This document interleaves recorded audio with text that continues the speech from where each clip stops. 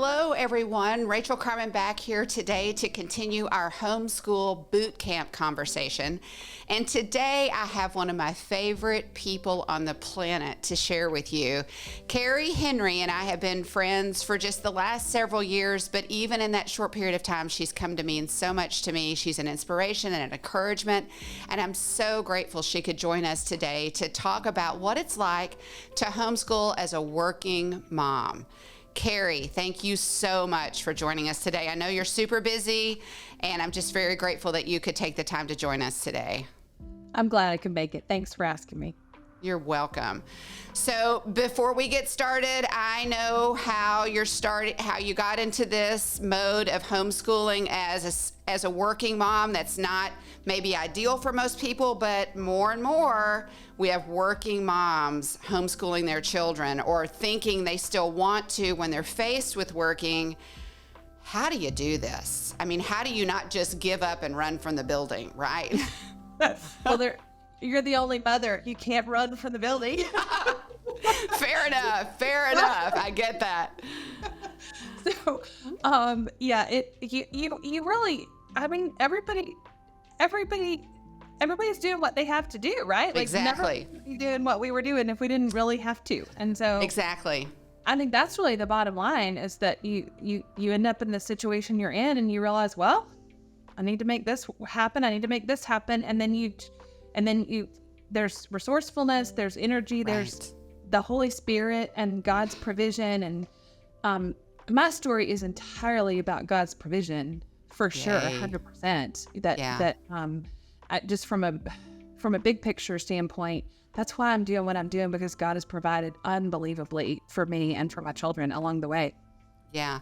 So is this something you always wanted to do? Were you always able to homeschool your children? Were you homeschooled? I mean, I know the answer to all these questions, but our listeners don't. So can you tell, why was it that you wanted to homeschool your kids? What were your points of reference, and how did you even begin? Let's just start with how you began after you tell us some of that backstory. So I was homeschooled myself. I'm a homeschool graduate. And so I always assumed that I would have the opportunity to be a stay-home mom and have 6 or 8 children and homeschool them. That was the family that I wanted. And so often, I don't know about you, Rachel, but so often God does not give what I ordered up somehow. So true. Yeah. So we've had that conversation.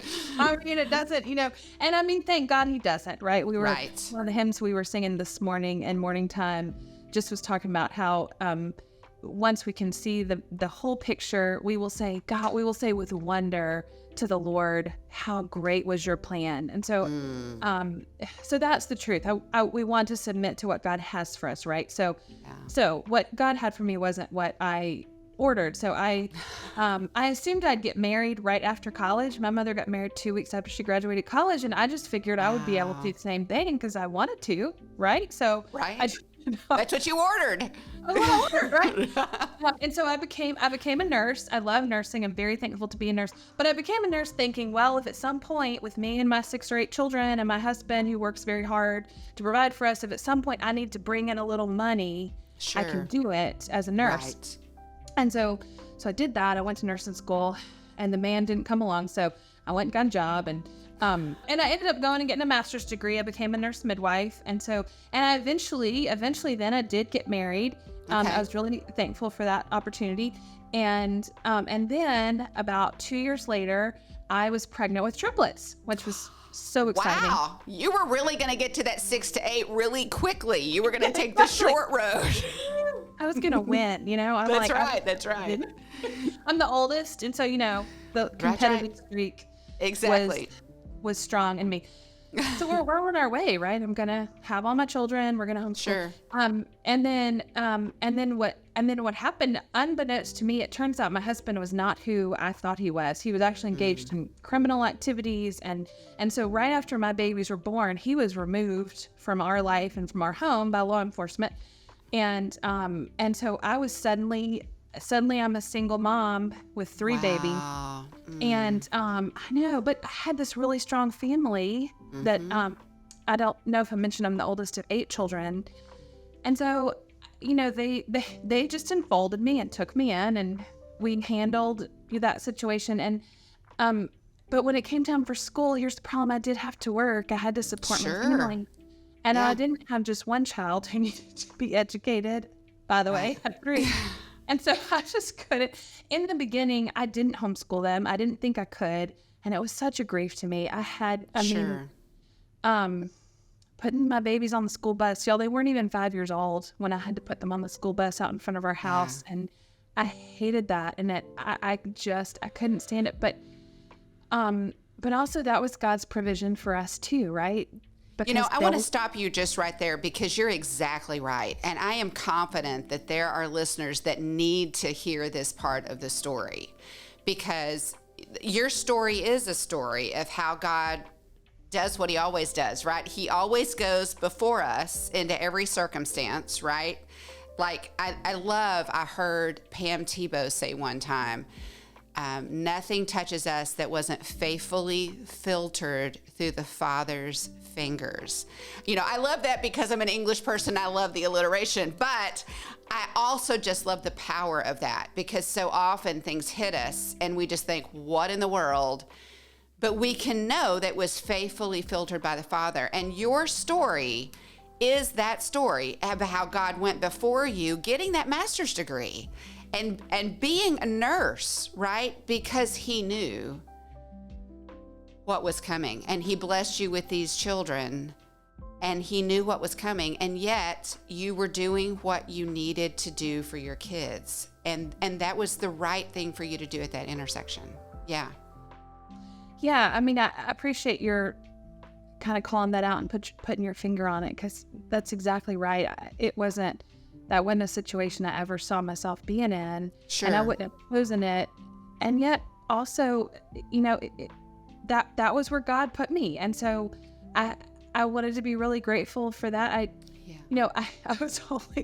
tell people I was only married long enough to be pregnant one time. The sweetest thing God ever did was give me 3 children. He didn't have to do that. And so, that is sweet. Logistically, mothers who have a lot of children know that managing your 4 children is not the same as managing one over here. Some days it is, depending on the one. Right? Sure. That is surely true. Yeah. But like, how many seats do you have to have in your car, and how many exactly. How many sets of Christmas presents are you buying? Like all those little things. All those things. There is this multiplying effect. So, I was thankful for so much about that little neighborhood school the kids went to, and like I said, I needed to work. We needed clothes. Sure. We needed. Like you said, thank God for the master's degree. I was able to work as an instructor for nursing students since I had the graduate degree, and so I didn't have to leave the house at 7 and not come home till 6. I didn't have to do that. Right. Thank God. He just, like you said, he went before, and he knew that I was going to need to support my little family. So then after a couple of years, I decided, well, I actually need a career, it turns out. I don't just need to make a little money, which is what I had assumed I would need to be able to do. And I could make a little money quite well and without breaking a sweat as a nursing instructor. Sure. But I needed to buy a house one day. I needed to save for retirement, like all that kind of stuff. And that just isn't, that part-time work just wasn't going to do it. And so, so I decided I feel like, I don't know about you, Rachel, I feel like there's this magical moment when your youngest child turns 5. I only had children one age, but and it's like, wait, there might be life. Is there, right? Might I have a hobby one day? I mean, maybe not today. Or read a whole book that I wanted to read. Can I just get an amen? Not a book that somebody else told me I needed to read, or I was panicked on parenting issues and I had to read, but like a book that I wanted to read, right? Yes. No, that's exactly it. Yeah. Yes. You might make it to the gym one day. I mean, it's like this whole avenue opens up. Exactly. And I do think, by the way, speaking as a midwife, I think there's a physiology there to where our bodies just take a long time to recover from our babies. It's not just that we've been sleeping all night and we're no longer having to actually spoon feed people. I think there's a physiologic thing about 5 years and our bodies are like, oh wait, I might be able to serve her again and not just exactly. Exactly. but my kids went to kindergarten and I went to PhD school. I started to... Wait. You did what? I know. It was a little crazy, right? But I decided if I was going to stay in nursing education and that I needed a PhD. So okay. I'm explaining all the details here. This might have even not been what you had in mind. No, this is great. This is great. Because it's so inspiring. Your story is so inspiring. You didn't settle. You didn't waller. You actually said, okay, this is the situation that I'm in.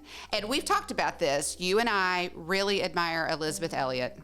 Yeah. And one of the things that she talks about, I was just listening to her this last week, and this can be a pain point sometimes, a point of conviction, right? She talks about the power and the importance. She talks about the power and the importance of acceptance. And you've alluded to that, but you and I put in an order for our lives. I did too. You did. I think we all do. We had it mapped out. Even if we want to deny we did. And it doesn't, what the waitress delivers to my table is not what I ordered when she came around and asked, right? And yet here we are. And so there is something very powerful about accepting where we are. And then, like you've said, saying, okay, God, here we are. What would you have me to do? Can you talk a little bit about, even if you don't mind, unpacking a little bit, how did you make the decision to do the PhD? I mean, that's a big step, but I'm sure you were thinking about your kids and in that house and providing and yeah. So in the book of Acts, when Paul is telling his story of his conversion on the road to Damascus, he tells it, you get the primary source accounts, you hear about it first once, and then 2 other times in the book of Acts, Paul is on trial, and so he's telling his story. So you actually hear this same story told 3 different ways. And one of the times when Paul is telling his story, I love this so much. He says that he's on the road, he's blinded by the light. He hears the voice of Jesus, and what Jesus says to him is, Saul, Saul, it is hard to kick against the goads. He's like, the goad is the cattle prod, right? Where the cattle have to go where the farmer wants them to go, or the rancher. They have to go where they're going to go, and they can make it easy on themselves, or they can make it hard on themselves. Yep. They have the choice to go with the goad or to kick against the goad. And Jesus is saying, Paul, will you please relax and accept what I'm offering you, which is salvation and the chance to, the chance to be part of my kingdom instead of this. And so I felt like so many times in those first few years, especially, God was saying, Carrie, it is hard to kick against the goads. And I've spent so long thinking, at different points in my life, but thinking, God, my plan was good. Why didn't you go with that? Yeah. And God says, yeah, but I'm sending you down a different path. You're you belong to me. And so don't kick against the goads. You're going to hurt yourself. You're going to go where I want you to go. That is going to happen. You can make it more or less painful. And so, so I think that I love that what Elizabeth Elliot said that I remember is, in acceptance lieth peace. And yes, my college friends and I were saying that to each other. We've been saying that to each other for the last 20 years, but that really is the bottom line. God says, here's your opportunity. He's not just pushing you somewhere you don't want to go. He's offering you the opportunity to have the impact that he wants you to have, and to be sanctified into the image of his son and in the way that he is laid out. And so are we going to look at God and say, I'm not really sure that I want what you want for me? And haven't we all said that from time to time? At the end of the day, he's, he proved his love for us. He proved that he can be trusted. And so at whatever point, you go in your prayer closet, you wrestle with God, and then you walk out and you say, yes, Lord, I want what you want for me. Yeah. And then there is the peace, but then there's the blessing and the grace and the blessing of the Lord on that decision. And don't we want our children to see that too? Don't we want our children to saying, yes, Lord, I will do what you've called me to do. Yes. And so even when it's stupid hard. Because, I mean, stepping out and doing a PhD, there had to have been days that you were like, what am I thinking? Yes. You think, what was I thinking? So, yes. Yeah, so I realized I wanted to stay in nursing education. And if I wanted to stay in nursing education, I needed a terminal degree. Okay. And so I started looking into that. I never wanted to get a PhD. I actually kind of thought if I went and got a PhD and got a big, high-powered, important job, that I would be diminishing my motherhood somehow too. Like I really had thought growing up, well, I certainly would never do something like that, especially if I had children, because then how could I devote myself to my children? And in this case, God was just saying, you're going to have to provide for them. That's the job that I've given you, and He gave me the ability to do it. I mean, thank you, Lord. Not anybody can do that, right? Yeah. I mean, everybody can be faithful and can work, but exactly. This was an opportunity that was very innate to me. Mm-hmm. And so, and it's really, I think it's beautiful, the example that your children have seen in what you've done. Again, that you've taken advantage of the opportunities that God has granted you, and you dug your heels in. I don't know if you remember this, but the first time you and I met, you were stepping into statistics, and I think you had a little less hair on your head at that point. I mean, I remember you just going, I don't know about this. It was almost like, if I can, wrestle my way through this, but you dared to. And what a blessing for your children to see you step in and work diligently. You're not talking about an opportunity that was just given to you, and here it's easy and it's comfortable and it's instant. You're talking about a period of time where you dug in and you did some really hard things. That's what this is about. Amen. Absolutely. And so, so I had never considered being a college professor. And so that was kind of exciting. I always enjoyed school though. And so I decided I would do this. Well, this was in 2017, the fall of 2017. My kids went to kindergarten. I went to PhD school. So we all got our backpacks on together. Wow. It was pretty fun, and I was very blessed to be in a program where I was on scholarship for my tuition, and I received a stipend for the first couple of years, and so I didn't have to have this other job, and also the student. Sure. I was able to make that work. Well, when my children were in second grade, so meanwhile we did this for a couple of years. In second grade, then this was the 2019-2020 school year, and y'all know what happened in March of 2020. The kids, they went to school on Friday morning. And they came home Friday afternoon and just never went back. They just didn't go back to school. And so all of a sudden I'm finishing my semester, I'm trying to write a paper while my kids are, trying to do their second grade work in the other room. Y'all know how crazy that time was. And there were a couple of things that happened that spring of 2020. And y'all, their teachers were doing the best they could. They were absolutely just as horrified and strung out as they could possibly be. They were doing the absolute best they could. One worksheet came home for the kids to do. I think it was, uploaded to the platform, and I was supposed to print it out and have the kids fill it out and then send a picture back to the teacher, or this whole thing.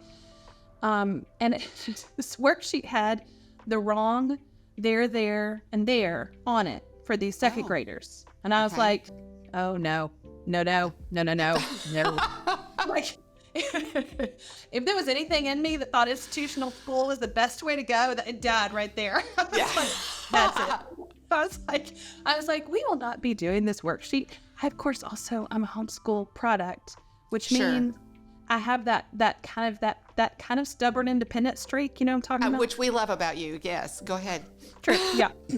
That was one thing that happened. The next thing that happened is that they were doing these, they were sending these writing assignments to my second graders. Well, a writing assignment for a second grader, it's a lot more than a writing assignment, right? Because they have to be able to think of what to say. Yeah. They have to be able to compose it into a sentence. And then they have to be able to form the letters with their little fingers. And so it's a lot going on. And I could one of my boys in particular, he'd written enough this day. He had written enough. And I was like, okay, you're not writing anymore. And he's like, he little boy, his fine motor skills were not any more advanced than they ought to be, let's just say. And he's 7, right? Because this is second grade. Or maybe they're 8 by now because it's late in the year. But, these are little kids. Anyway, so I said, well, sweetie, you tell me what you want to write, and I'll just write it down for you. And I send that to the teacher. And the teacher comes back and she says, well, Miss Henry, I'm going to need that in his handwriting. And I said, well, you're not going to get it. Like, I don't know. I was like, well, this is his work. I just transcribed it for him because I felt like he'd written enough today. She says, well, I'm going to need something in his handwriting so I can write it in the grade book. And I just said, well, he'll have to have a 0 for that. Like, I was like, I don't know. I was like, I literally don't care. I care. Yeah, 0. exactly. Well, and that is the bottom line. You know, that's two things. That is the insanity of the bureaucracy. Can't even say that word today. Yes. That's the insanity of having to fill in blanks and circles, right? Arbitrarily. And it's the brilliant insight of a mom who's like, yeah, no, we're not doing this, right? Because that's exactly the slow, insidious steps that the institutional school takes to steal the joy of learning, right? That is how it happens. If you want to know how it happens, that's how it happens. It's death by 1,000 stupid assignments, right? And this is just an example of that. It's good for you for seeing that for your son. I mean, hip, hip, hooray. That's great. In case you wonder, you can say no, especially in 2nd grade. I mean, what are they going to do? Yeah, exactly. Right. You know, what are they going to do? Yeah. So, well, then lo and behold, fall of 2020 comes, and our district did not go back in person. And they had all these big plans for like, we're going to do Zoom school, and we're going to do this, and we're going to do that. And I was like, I'm not doing that. I was like, if I have to be there with my children, the only reason they were getting on the school bus and going to school is because I had to be doing other things during that time. It wasn't because I couldn't educate them. Right. I was quite confident I could do at least as good of a job as they were doing it. I mean, they couldn't even get there right. How are you gonna mess up worse than that? Exactly, right. That's pretty basic. Yeah. And this is, like I said, I know the teachers were doing the best they could. I am not suggesting that there is a 2nd grade teacher who doesn't know the difference between there, and there. It's just that those details were falling through the cracks, right? Exactly.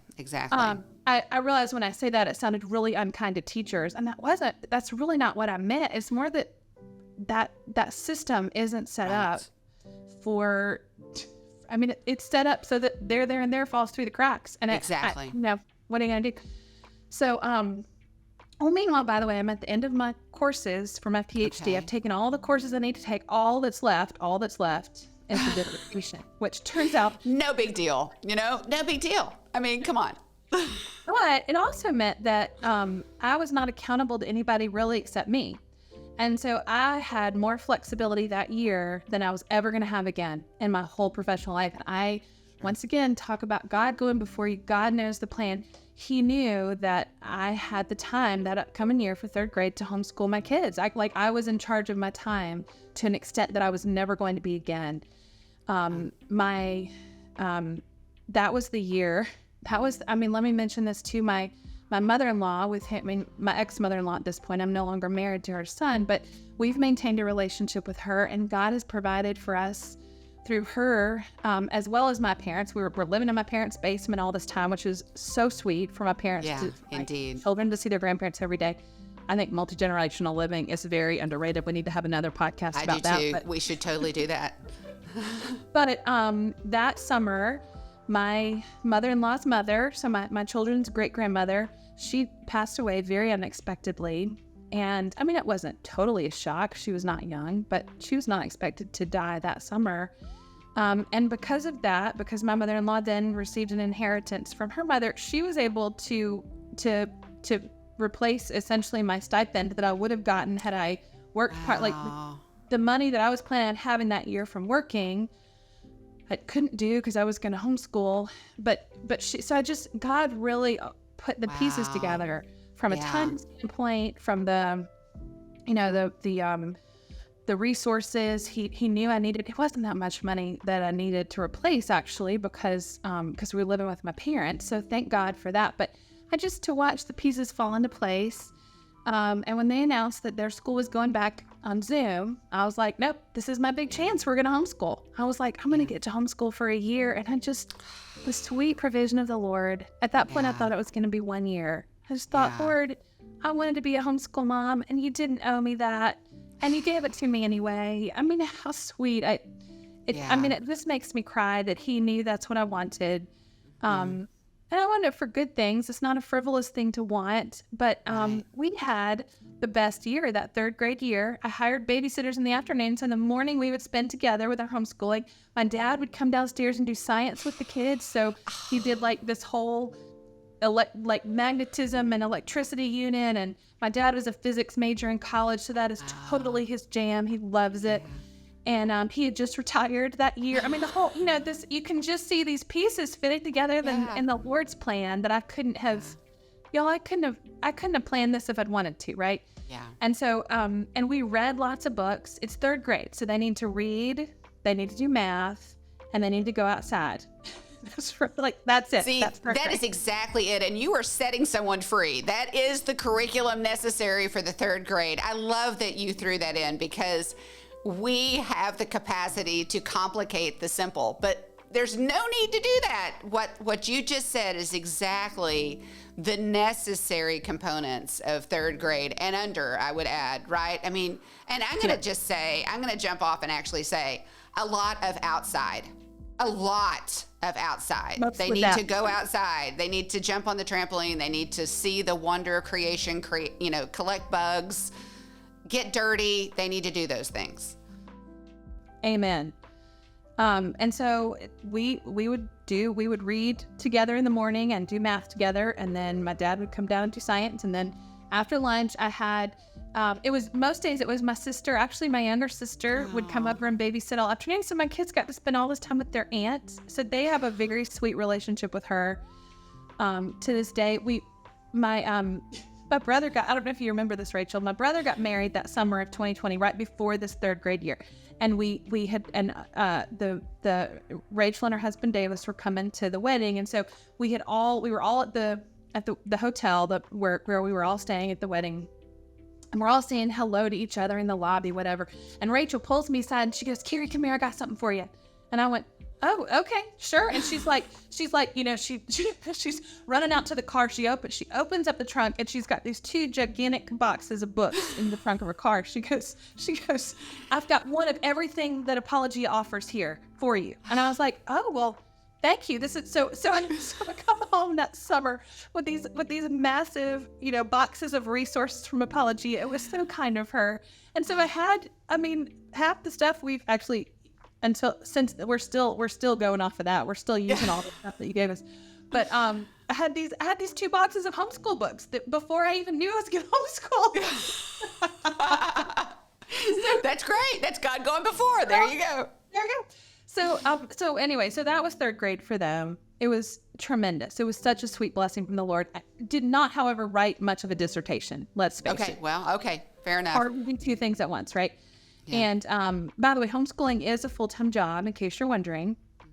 100%. Yeah, it is. Also, of course, so is dissertation writing or whatever it is you're doing. I feel like sometimes as women, we feel like, oh, I can do all the things. It's just a matter of figuring out how the hours work, right? Like if I'll get up at 4 a.m, then I can do X, Y, Z. Well, listen, sweetie, if you're going to be up at 4 a.m, you're going to have to be in bed at 8. So who's going to put your kids to bed? And that's okay. There may be somebody else to put them to bed, but you can't actually, all the things take up a certain amount of space and time. And so when you're doing this, you're not doing that. And that's okay. I know the people on Instagram are doing that, but they're not doing what you're doing. And so time is just not infinite. Energy just isn't infinite. There are only a certain amount of things that you can actually do well. Exactly. That's a feature, not a bug. God made us finite. He made us to be dependent on Him, and He made us to need other people. And so the year at homeschooled, I didn't write a dissertation. So that was the trade-off there. Well, then the year after that, I just thought, golly, we've had such a terrific year. I've loved it so much. My children they just came alive that year. They thrived. Yeah. My sister was telling me about it just even a couple of years ago. She was like, "Oh yeah, your kids really were different after they'd been home for a year compared to after they'd been at school for 3 years. They were just different. Oh, they were sleeping well. Do you know what it's like to have to put 3 5-year-olds, 6-year-olds on a school bus at 6:45 in the morning? It is nearly impossible to even do it." Yeah, I bet. and you're just like, all your only time with your children in the morning is dragging them out of bed, putting their clothes on them, and it, we did that for a few years, and I'm thankful because you had to, Yeah, exactly. You did what you had to. Yeah. Mm-hmm. So there are all these good things going on because of the homeschooling, and I just thought, God, I don't want to go back. What, can we figure this out? What can we do? Well, I then started calling friends and calling around, and my sweet mother-in-law said that she would continue to provide financial resources for us if I wanted to hire someone to homeschool my children. And so, y'all, that's what I did. I Oh, wow. emailed people that and my mother, remember, had been a homeschool mom in that city. And so she knew all the people, right? And I knew a lot of the people. So I just emailed everybody and texted everybody, and she texted everybody that she knew. And I thought, surely there's somebody who's finished up homeschooling her kids, but her husband's still going to work for 5 more years, or there's still, surely there's somebody that would like to come homeschool my kids. And God provided once again. I found a sweet mom who had been homeschooling her kids for years, but her circumstances had changed, and she wasn't going to be able to homeschool her youngest 3 anymore. But she was not ready to be finished, let me tell you. Wow. And so she came and homeschooled mine, and she was an unbelievable mentor with the homeschooling, with the mothering. Like, she'd been at this a long time. She knew all the different. One of my boys went from August to October with the same list of spelling words that he had not learned yet. And which tells us he is, spellers are kind of born, not made. And thank you for that, because I am not a speller. I mean, I think spell check was devised just for me, right?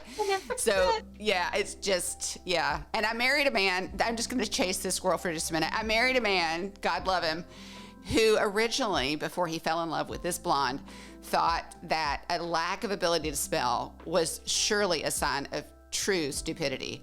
And so that's awesome. That's great. And then he fell in love with me and realized, oh, maybe those things are not connected. So yes, I totally can appreciate that, this whole spelling thing I would have avoided quite creatively, and did avoid for a long time all of the spelling things, right? I mean, it was just not my thing. But yes, do continue. He's creatively done, and you have to give him points for creativity. August to October is the thing. I mean, that's impressive. They read these same spelling words every day for 2 months. But she, this is just an example of how knowledgeable that my homeschool mom turned homeschool teacher was.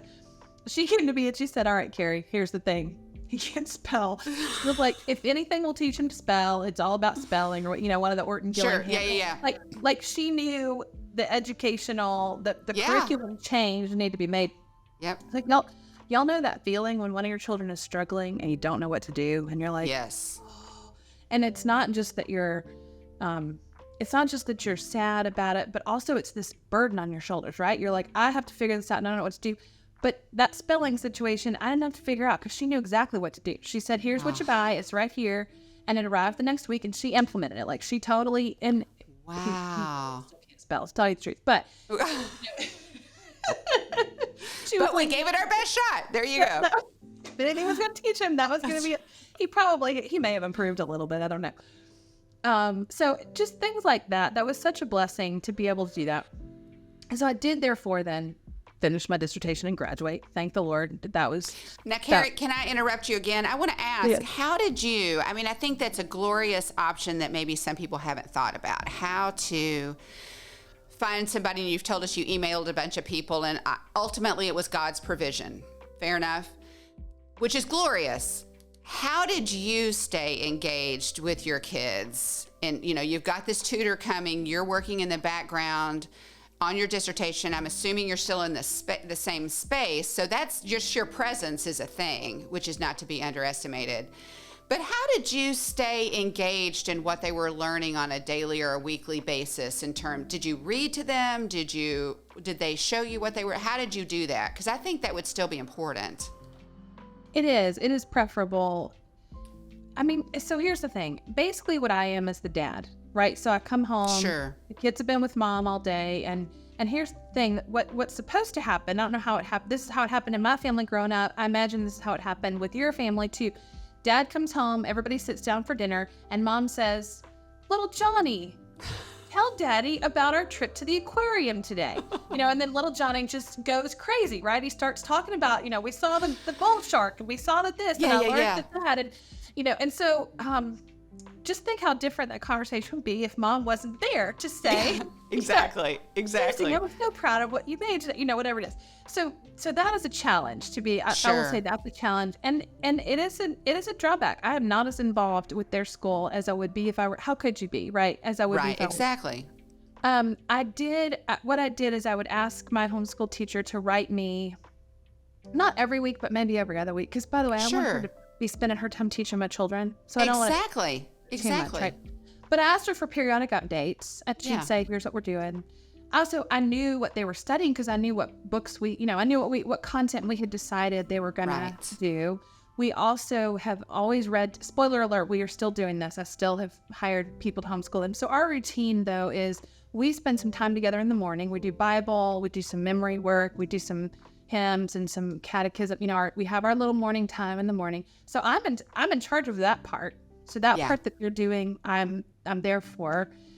And then the rest of it, I'm checking in with the teacher. We'll have parent-teacher conferences where we'll go out for coffee about 4 times a year. Not very often, about every 6 weeks maybe. But I have asked my teachers to make an effort to keep me in the loop. And, if they're going on a field trip or something, then I can say, "Hey, tell me about your trip to so-and-so. How was classical conversation? Say whatever it is that they're involved. I do have to make an effort there, and I that is one thing I'm losing out on. Well, but at the same time, what I want the moms to hear is, because of your diligence in who you chose, the materials and the individual, you have a lot of peace as surrounding that, and I would argue you're doing the most important thing in the morning with the catechism and the hymns and the Bible time. I mean, you're setting the tone, Carrie, right there in the morning for the whole day. And so I think it's a gift of God, a provision of Him for you to have that kind of peace to then go and do what you need to do. I think that's beautiful. I mean, I really do. I think it gives your kids the peace and the confidence, and you're checking in. I think it's just a picture of you're doing what you can, and you're doing a beautiful job of it. So I think that's great. So pull us up to speed. What are you doing? You said you started actually having a tutor, I think you said in the 4th grade. Yes. So pull us forward. What grade are they in now, and what's it looking like now? So this year they're in 6th grade. We meanwhile have moved. We no longer live in the same city with my parents. And y'all, people have said, "How did you find your homeschool teacher?" And I just say, I prayed and God sent her. Like, there's no other explanation. But I moved back to the to the town where I went to college. I'm now at my alma mater, and I had one friend left from college. And so this was last year when the kids were in 5th grade. And so I emailed her and said, "Hey, I need you to put me in touch with the homeschoolers in town." And of course, I mean, when you're in a church with Christian people, at least a few homeschoolers. She's never homeschooled her kids, but this is mainstream enough, especially in churches, right? So she put me in touch with a few folks, and I said, "Hey, here's who I am. I need to hire a homeschool teacher. Please let me know who you." Well, once again, last year, this sweet homeschool mom she had graduated 2 kids from homeschooling. Her last little caboose guy was homeschool. I mean, he was the only child left, so he's an only child in homeschooling, which is a whole different challenge. Sure. When you got the one left, and it was time for him to go to school. It was time for him to not be homeschooled anymore, and she wasn't ready to finish. And so she came to my house every single day. Once again, she's graduated several kids. Like, she knew all the things. Yeah. And not only she's just a sweet, godly woman, that I will say, if we're talking about whom to choose for homeschool teacher, homeschooling's mostly about discipleship, right? Yeah. It's not mostly about the content. Spoiler alert. Right.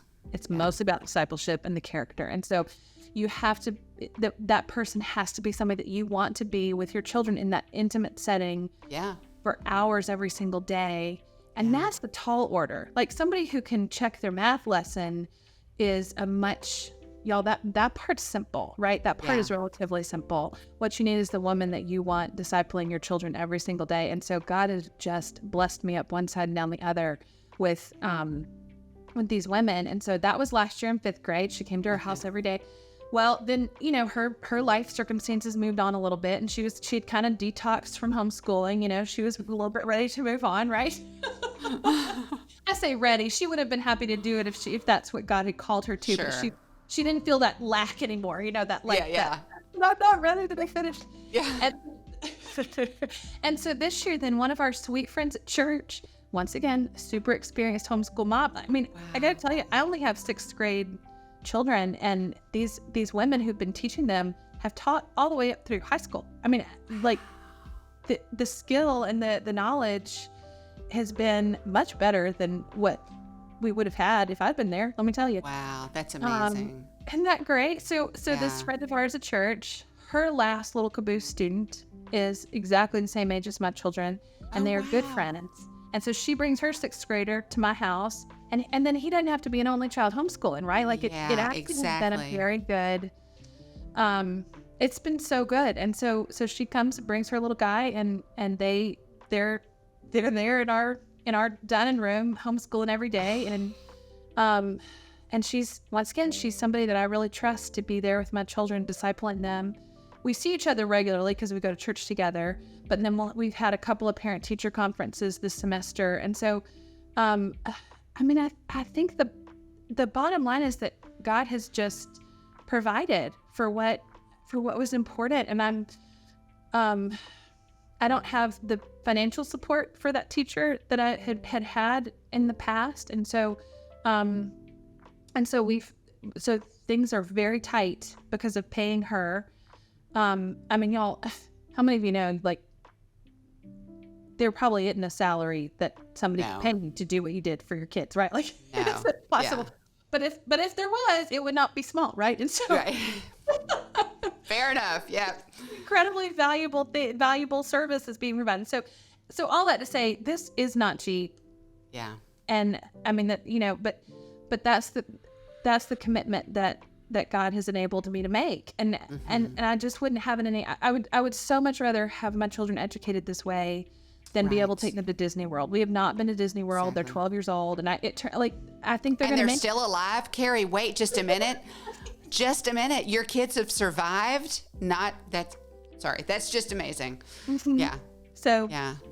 I think I just, God didn't have to do this for me.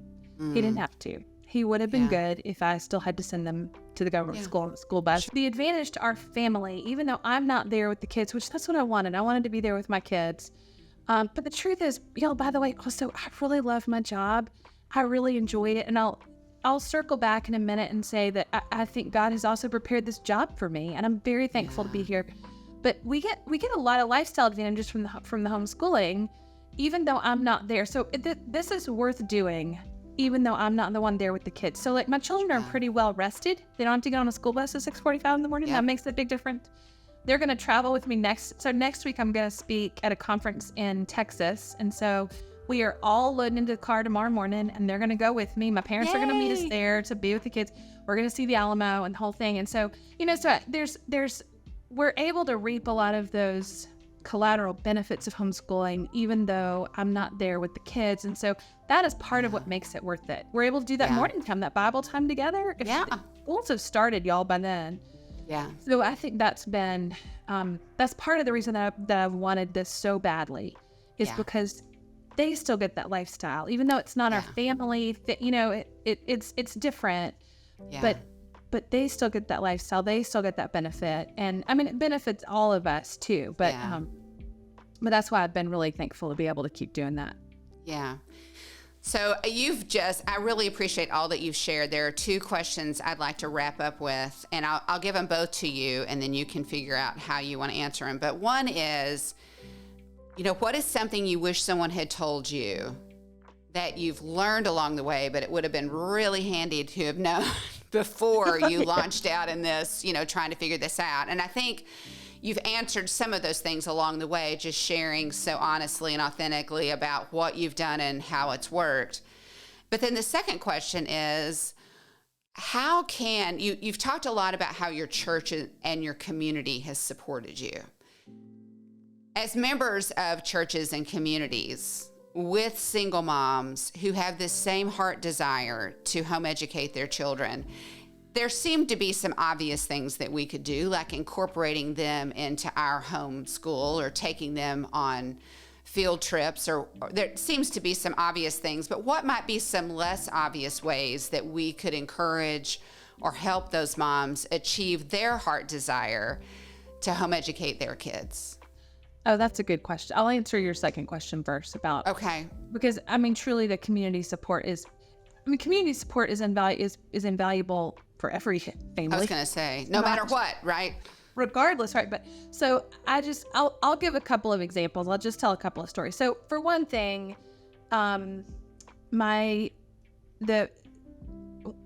day a week, every Monday, the homeschool teacher and her child and my 3 children, so she takes her 4 students, and they go to a once a week. It's not a co-op exactly. It's kind of a curriculum, but the rule at the place is that a parent has to be there with the children. And I'm not, I can't, I have to be at work, but y'all in their hospitality, and now they have some, but my teacher is responsible for my kids. She's been involved in the program a really long time. And so I think that really helps that she's a trusted person there, but y'all, the hospitality of that group to allow me to, the leadership to, I wrote them a letter and I said, here's my situation. I really would appreciate the chance for my kids to do this, even though I can't personally be there. And they didn't even hesitate. They said, yes, we would really like to be able to do that for you. And so I love that. Part of it is like being willing to be a little bit more flexible with some of those things. I mean, you know, homeschooling is hard and it's labor intensive. And so it's not that, it's not that I'm trying to drop my kids off so I can go play tennis. Right. Like that's not what this is. Right. And so I've just appreciated people's hospitality and being willing to be flexible with some of those things. That's one thing. Yeah.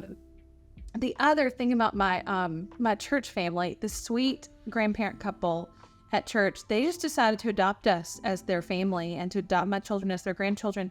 I didn't even ask them to. I didn't even really realize I was going to need them so much. But my homeschool teacher comes 4 days a week, Monday through Thursday. So we got that handled. But then Friday, I needed childcare. I needed somebody with the kids. I don't know about you, but I'm not leaving 3 12-year-olds home all day. I'll do it for work, but yeah. That's not going to go anywhere good. Best case scenario, they're just wasting time. But exactly. Yeah, no, just don't set them up that way. It's just not a good situation. No, not a good plan. So this sweet grandma, she said, well, I'll come on. I had asked my church family, please let me know if you know anybody who might want to come over on Fridays and be with my kids. She says, well, I will. And I said, no, I want somebody every Friday. Like, I don't, do you want to come once a month? Do you want to come every other week? Like this is my responsibility because they're my children. Right. And I'm a working mom. So that means I pay for childcare. Like that's how this works. And she was like, nope, I'll come every Friday. And so she comes every Friday and stays with my kids. It's amazing. She helps them with their chores and their math and take one of the other families at church, another homeschool family. They live on a farm. And so every Friday, not every Friday, but about every other Friday, they all pile in the car. They go to the farm together. And so my children are running around outside with the pigs and the chickens and I'm not, can I just say, I'm not really sure if I'd be taking them to the pigs and the chickens every Friday. But I'm so thankful they're there. I think it's perfect. I totally get it for you. I'm not a farm girl either, but I think it's kind of handy to have farm friends that you can visit, right? And then leave. That's just... And then every time, as the other bonus half of this, every time she comes over, Nana, that's what my kids call her, every Friday, she'll come over and she'll text me and she'll say, Carrie, I noticed that light bulb in your garage didn't come on when that garage door opens. Do you need my husband to come take care of that for you? Oh, Carrie, I noticed there was water coming up. Oh, my goodness. And so he just comes, she makes him a honey-do list at my house, and he comes over and glues my kitchen chairs back together. That is amazing. It's almost so embarrassing. Talk about God. No, that's just lavish. Yeah, this is being lavish. This is the love of God. Yeah. So I love that. I think I'd say be there. Those little boys need somebody to take them in the backyard and teach them how to throw a football. Yeah. honestly, there are plenty of dads who aren't really football men. I didn't grow up with one. My dad was a football man. So my brothers knew how to throw a football. But my boys were recently, several weeks ago, at an event with other children, and they didn't actually know how to throw a football. And I mean, they hadn't particularly asked how to throw a football. It's not that, but like it, and I went home and cried. I was like, but God, they need to know how to throw a football, or they're just like, they ended up in an argument with these other kids. It was not pretty. And I thought, but it was good to teach my boys. It's little like that. Yeah. It's those sorts of things. So, just to be there, just to go say to that mom, maybe she's not even a single mom. Maybe her husband's traveling 3 nights a week. Sure. Yeah. And you say, hey, I'm going to come over and, I'm going to come over and replace all your light bulbs. I don't know what it is, whatever the thing is. So the folks that have just been there, that's been the biggest thing. And the folks that have been so hospitable within the homeschooling community, which is such a sweet, family-focused and family-oriented community, but they have opened their arms wide to me, I needed my children to be places where I couldn't be, and they have totally embraced them. And so I've really appreciated that. Let me think about something that I wish I had known. I think there are things that I did know that I've also had to learn along the way. So like, God has good for me and my family. He knows who the people are that I'm going to need even before I know it. And I will say as a side note, I mean, I don't know about you, but I really like to have it all together. No, you know that better than that. You know that that's exactly how I am. That's very kind of you to say that you're not sure about that. Come on now. I'm pretty capable, right? I can handle most things. And so I feel like I shouldn't need people or need things. And it sounds funny to say that because we all know that we need people, but I would rather kind of need them on my terms. Like I'd kind of rather need them at Bible study on Wednesday nights and then be able to, to leave. But the people, we moved here a little over a year ago, like I said, but the people that we've gotten to be the closest with, that we have really enjoyed, the reason is because I was needy and I needed help. And so I am so thankful that we haven't missed those relationships that came directly out of my neediness. That, this sweet grandparent couple at church, they're such a blessing to us. The reason is because I needed somebody to be with my kids on Friday, and I needed somebody to take a look at that garage door light bulb, and so, so I think that's one thing that God is still teaching me, and that I think, whatever your places of need are, it's not just that God's going to humble you about it, because he is going to humble you about it, but also that's where the blessings are coming in, right? Is those places where the needs are. Yeah.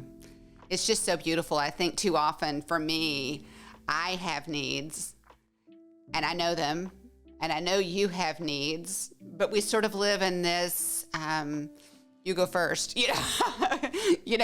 I'll say if you'll say first, kind of thing. And yet I think that's one of the beautiful things about your story. And it's actually one of the beautiful things about all of our stories, if we dare to let it be. And that is, there's beauty in admitting that we can't really do it all. And we really do need each other. And we can know that, but sometimes we're required to live that. And the beauty of your humility and being willing to raise your hand and say, okay, I'll go first.